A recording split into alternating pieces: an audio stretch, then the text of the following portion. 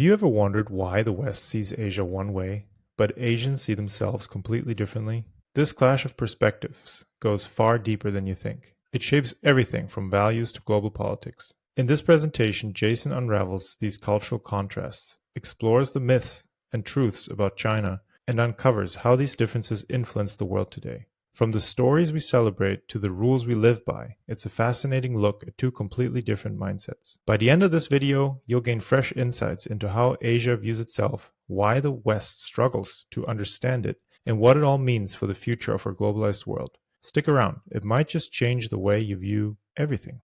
This episode is brought to you by Covered.io, an options trading tool that we use to generate extra income to free up time so we can pursue projects like this podcast.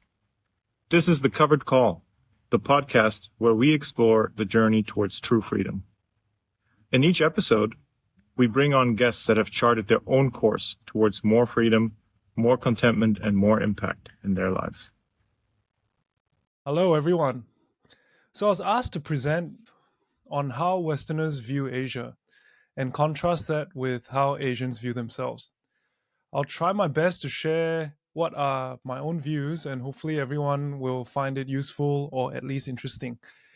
I'm not sure about the format, but if needed, just interrupt me if any questions come up.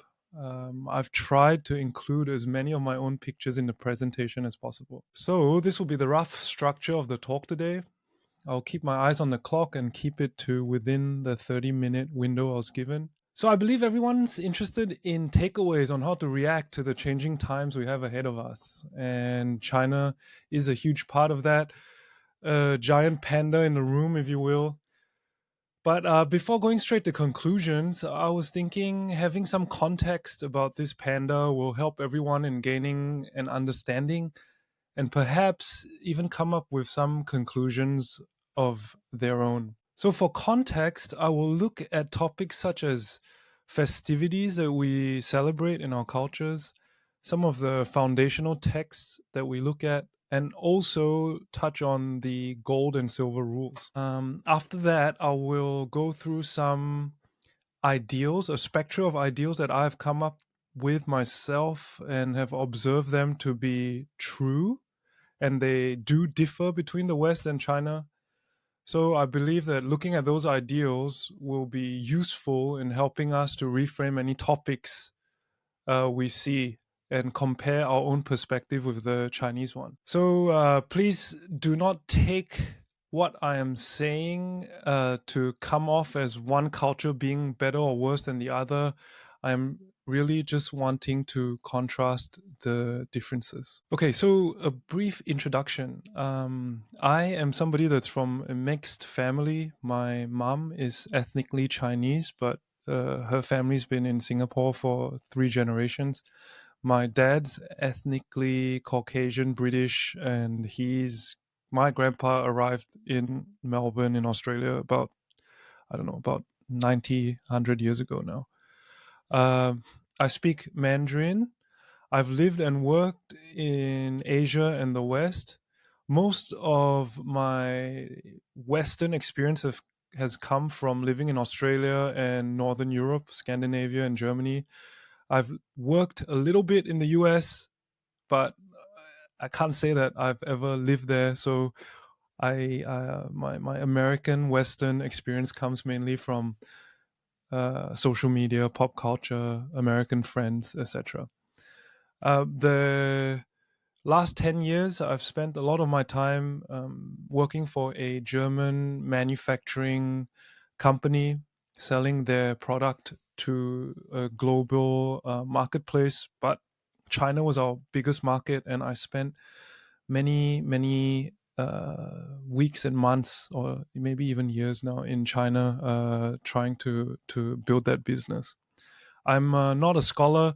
I'm just an observer, and I hope that sharing my observations, can help me to add to these East meets West conversations.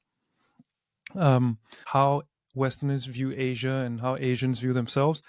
Just want to preface that by saying I'm looking mainly at the Chinese and not as Asia as a whole. Okay, so what does the West think of China? So when I mention China to a Western audience, maybe when I mention it to you guys, what are some initial gut feel emotions or thoughts that come through?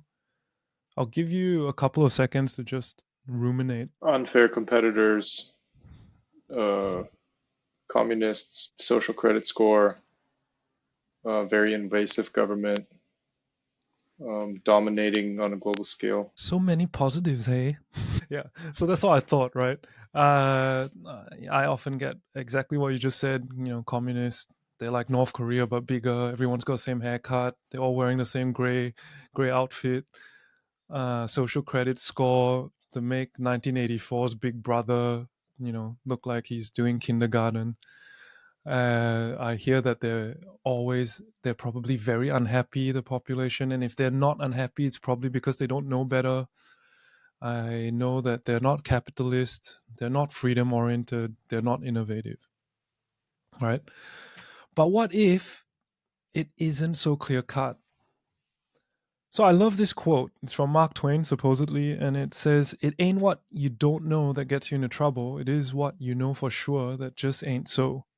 So I love this quote, right? Because whether it is to do with my own, let's say, financial investments or some of my personal decisions, I know I've gotten into trouble because of what I just knew for sure, right?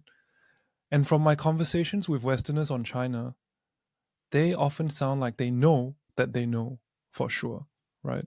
And I think that can be a little bit dangerous. All right, let's move on to that next section about context, okay, and finding those cultural contrasts. Please bear with me a little bit. It can seem like we're jumping around a lot, but I think it proves relevant in the end. It does for me anyhow. I would like to say that since we're speaking to what I assume is a more Western audience, I will dive a little bit more into the Chinese side of things, and I will come back around to compare it with the Western perspective at the end. So, as I mentioned earlier, let's start with festive seasons, right? Because all of us can empathize and sympathize with what we celebrate, what's important to us, what we hold dear. So, in the West, on a whole, traditionally we have Christmas, and for most North Americans, it's just the other week, Thanksgiving. For the Chinese, we have the most important festive period would be the Chinese Lunar New Year. So I've not celebrated Thanksgiving, so forgive me if I'm a little bit off on the topic. But as I understand it, it's actually like a celebration of the frontier spirit, right? Like the pilgrims arrived in the 1600s, they faced severe challenges. Half of them didn't get through that first harsh winter, disease, the lack of food. But with the help of Native Americans who taught them how to grow corn, how to fish, the pilgrims actually managed, or half of them anyway, managed to survive and achieve a successful harvest a year later. So that first Thanksgiving was both a celebration of this harvest and a gesture of cooperation with the people that helped them. So this Thanksgiving apparently reflects values associated with overcoming that frontier, right? Subduing that wild wilderness, making something that was once deadly and inhospitable become an environment that actually provides, right? So it celebrates the resilience, hard work, and that ability to adapt and survive in a challenging environment. So, by celebrating Thanksgiving, as I understand it, Americans and Canadians reflect on this history of overcoming adversity, right, and showing appreciation for that. So, it was, in a way, a group of people coming to a set environment and bringing about change to the environment, right, and turning it into something that was once hostile into something that is now nourishing. For Christmas, Christians come together to celebrate the birth of Christ. This Messiah has now come into the world. It's forever changing. He is forever changing our relationship with that one true God. He allows us redemption and salvation if only we have faith and we believe. And his main calling for us is to go into the world, to love each other, and to spread this good news.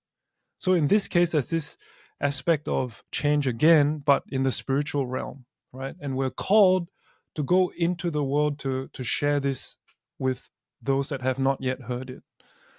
So I'm painting with very broad strokes, but hopefully that's in the right ballpark, right? So now let us look at the Chinese Lunar New Year. So an important myth associated with the Lunar New Year is the story of Nian. Okay, Nian is a fearsome monster that is said to have terrorized villagers every year.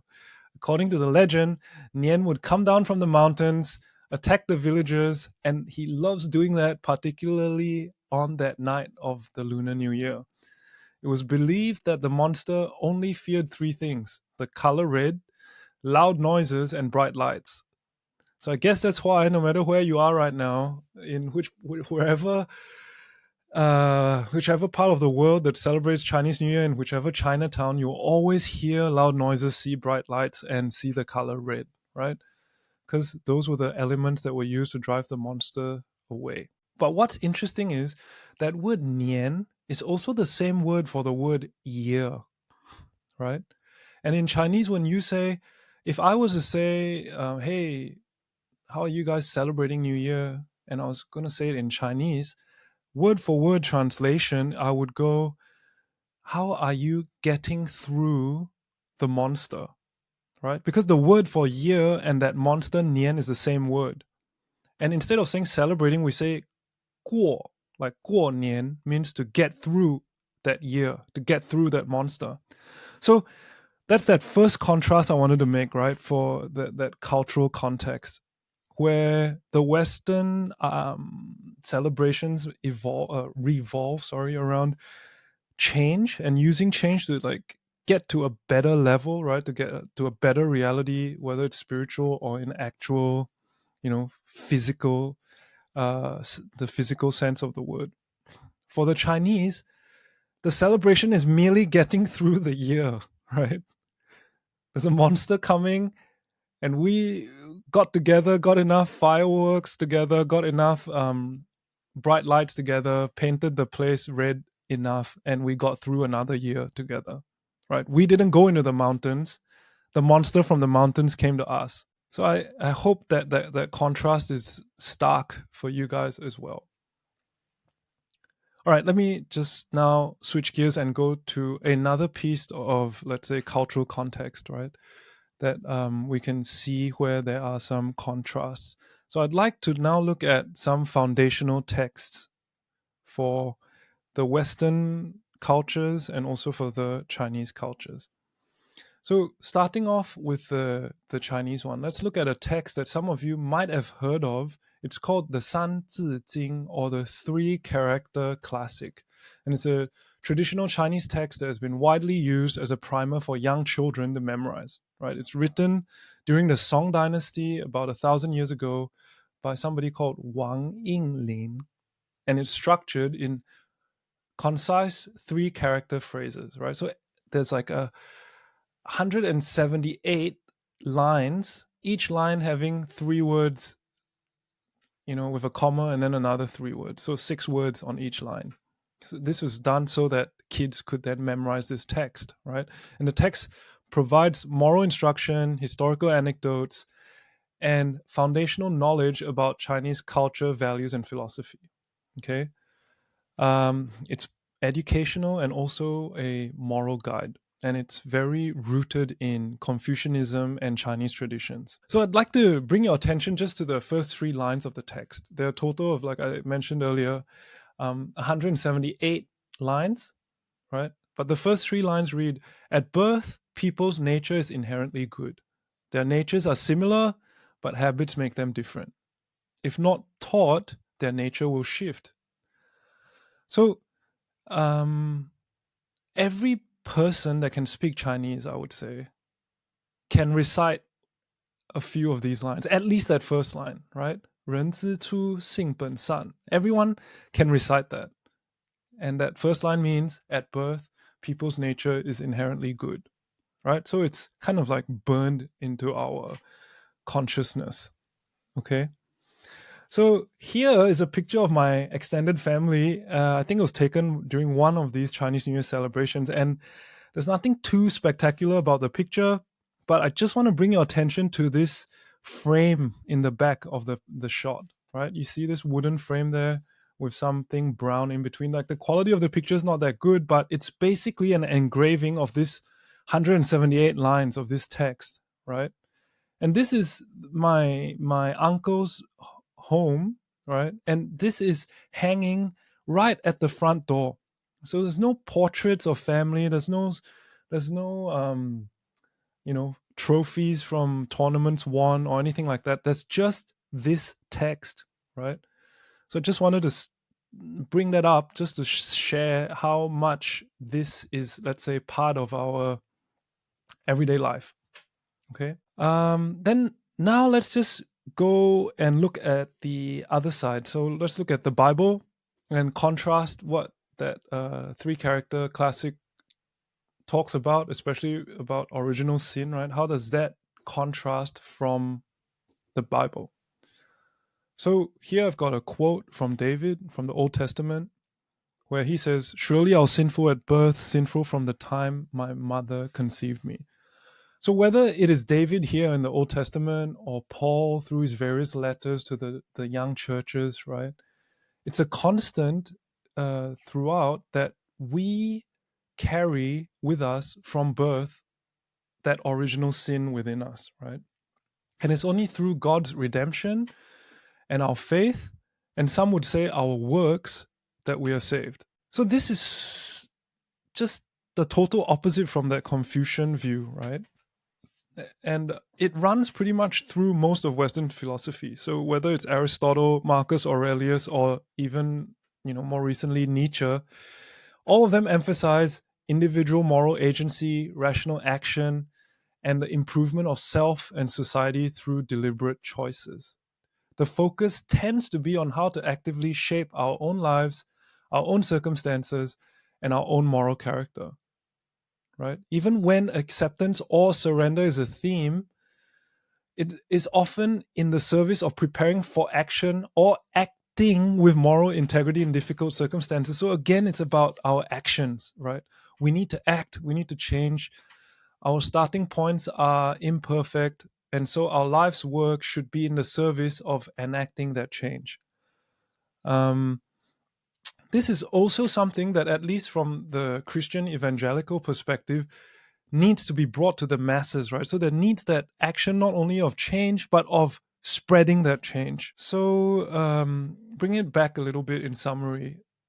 It seems like on one end, we've got on the Eastern end, the Chinese end, the energy that is asked of us to be spent is to be spent in a very personal way based on familial bonds, right? Like fathers should teach children how to behave.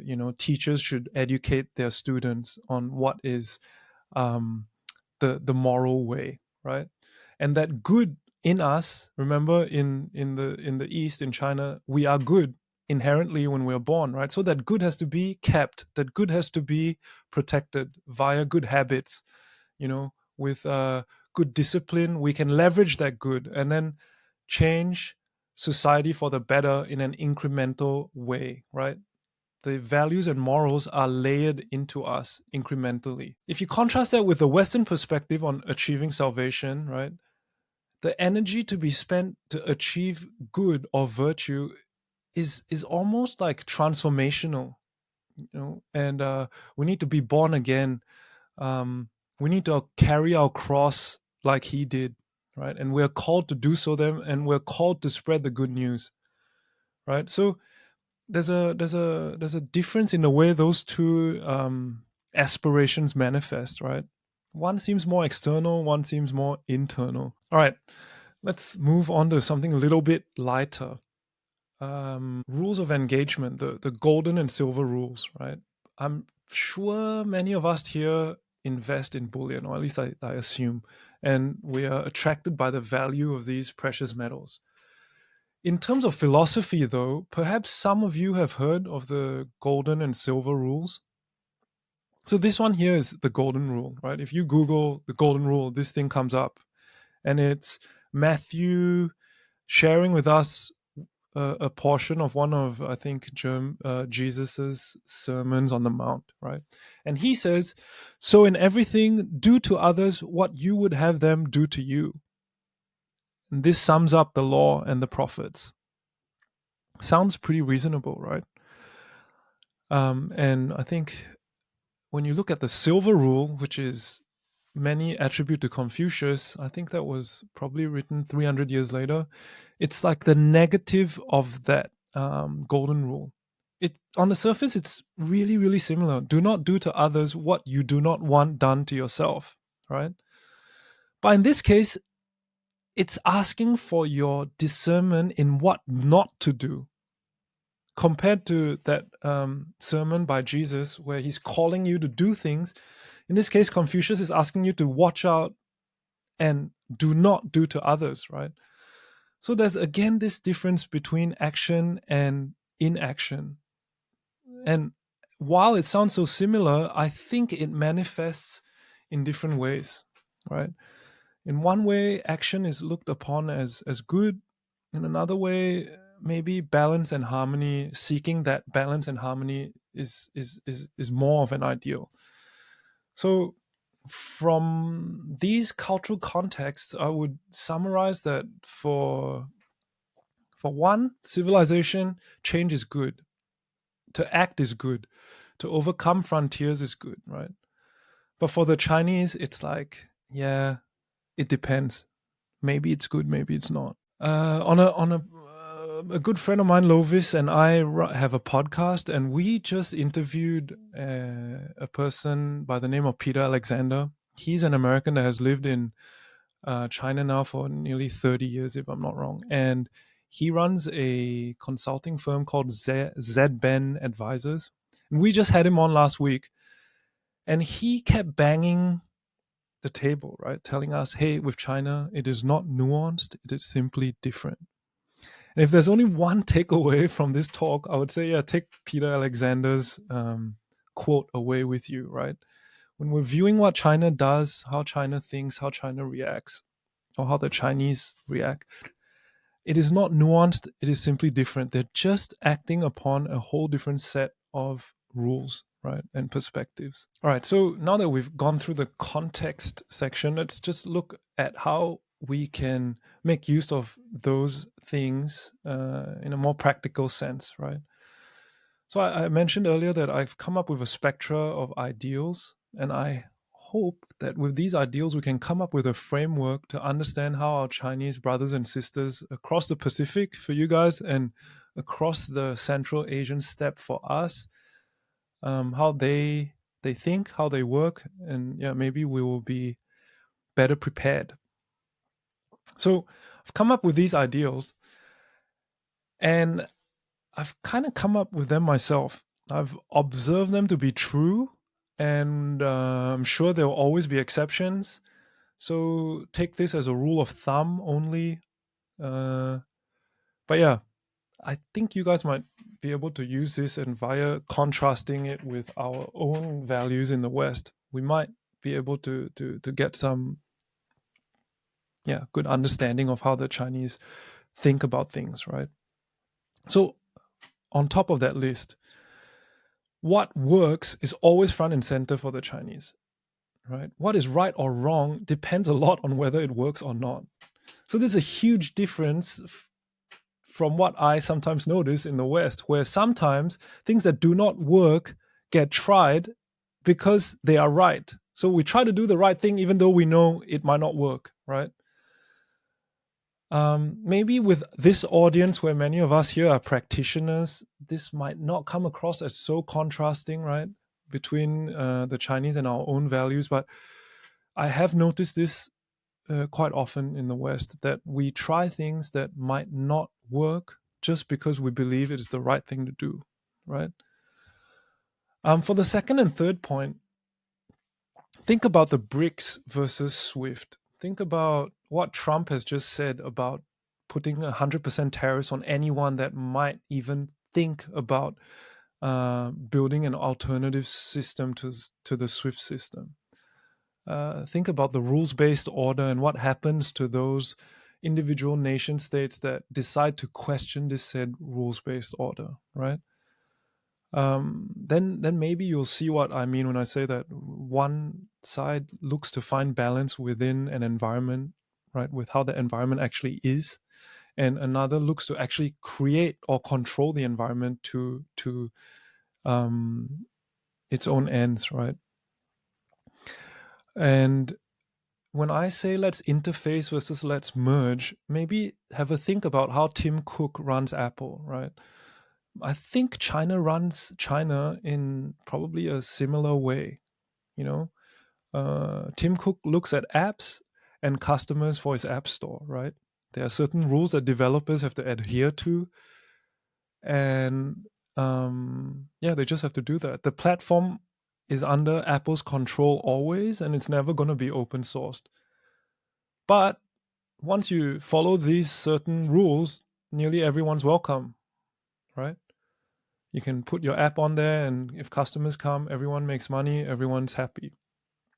The West, however, seems to be taking not the Apple route, but maybe the Facebook, Meta, Zuckerberg route, where, hey, you look like you might be competing with me, Instagram or WhatsApp, so I will buy you, here's a stack of cash, right? And in that way, there's little need to interface.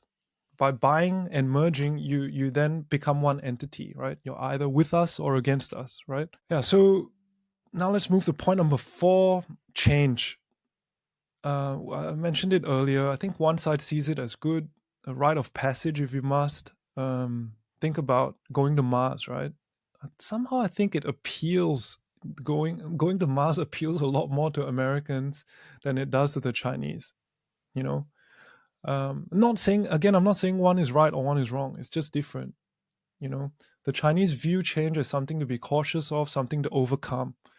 Remember, for them, celebrating New Year's is getting through the new year, right? And the last thing that Peter Alexander really highlighted to us during the podcast episode was that the Chinese are really, really indifferent. They just don't care about how others think. They care about how others act, for example, but they don't care about how you think, right?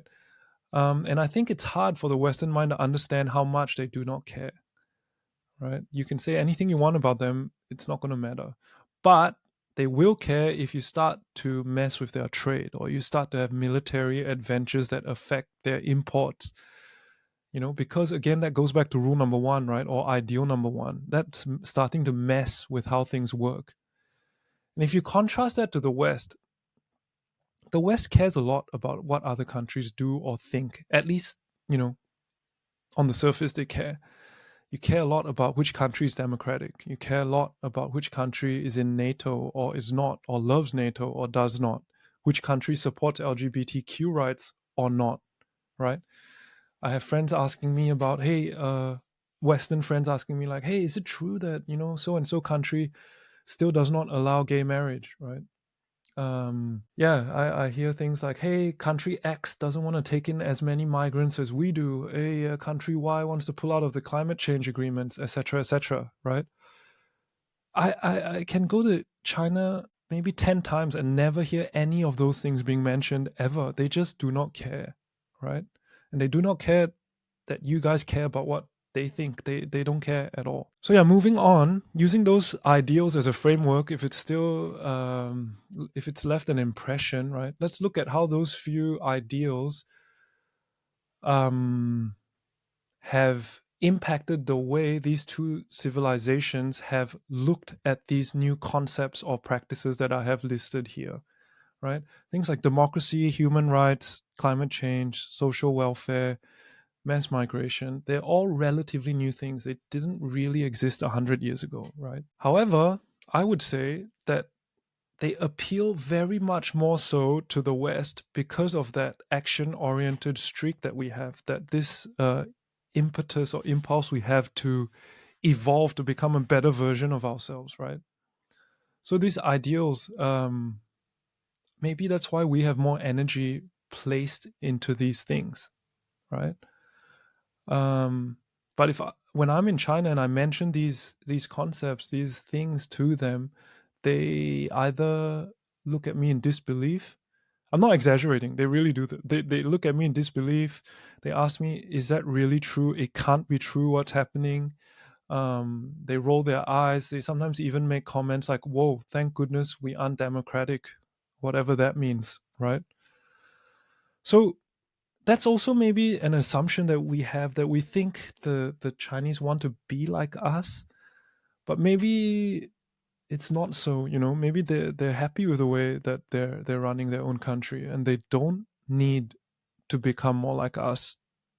We could be very happy with the way we live. It doesn't mean that they want to live like us. They might be happier with the way they're living.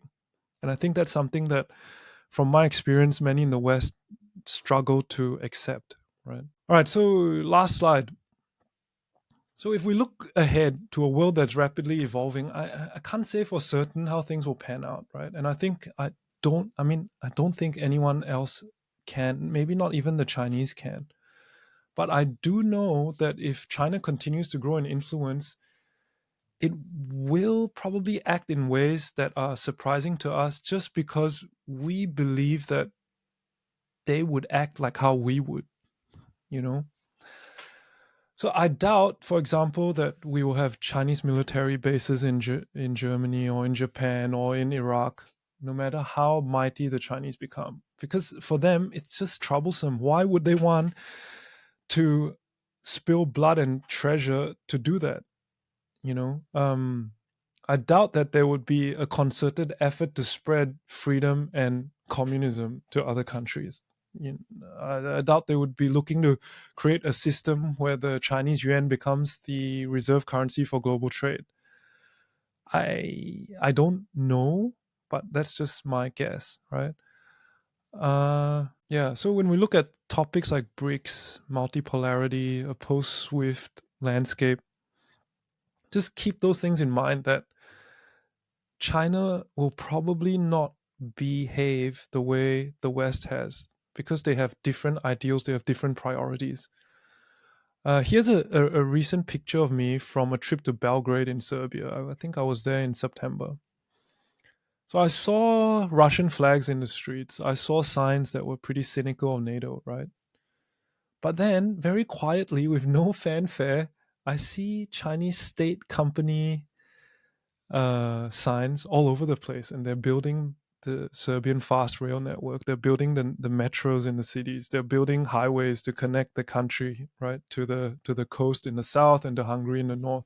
Which again brings me back to my previous point. Remember, the Chinese want applications for their platform. They want the platform to grow, right? They want suppliers. They want customers. They don't want another party to struggle with, to fight with, right? They want to interface with the world while keeping themselves separate.